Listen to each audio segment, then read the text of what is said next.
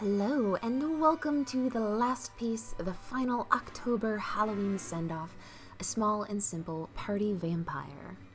This month I posted 5 digital pieces, 4 traditional pieces, 9 videos, spent 1 whole week in Disney World, and maintained my day job.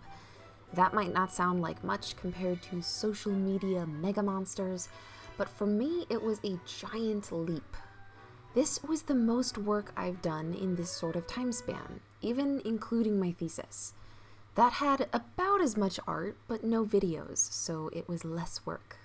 Did have the research paper though, so I guess it equals out. Anywho, despite being a massive undertaking by my standards, this still wasn't what I had originally planned. I've mentioned it in other videos, but I meant to make even more this month. That, of course, did not happen. Such grand plans always whisked away by a big gust of reality. But I learned a great deal doing those. The first, biggest, and most obvious lesson was managing expectations, setting and adjusting plans, and realizing it's okay to downsize. It's not giving up, it's adapting. The second lesson being satisfied with variety. Before this, I had been working on projects of the same scope, of the same kind of thing. They took around the same time and had the same restrictions, came out with a certain level of quality. Moving forward, I like to expand that variety in both directions, practicing pieces that are a bit smaller, faster, more for learning, and then pieces that sort of challenge myself, that are bigger and can serve as showstoppers. This way, when I do a piece or two in a different way, I don't get frustrated by how long it takes, or that it's not up to the usual standard.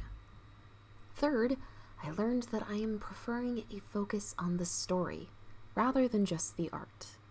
Even with videos, I'm preferring to talk more about the story, what I enjoy about it and why, rather than strictly focusing on the art process. This is an area that I can see a lot of room to grow in, not just learning to create better commentary for the art pieces, but to build better art as well. Most of my pieces don't really encapsulate stories. They're a character design or a little spot illustration, not a full tale in one picture.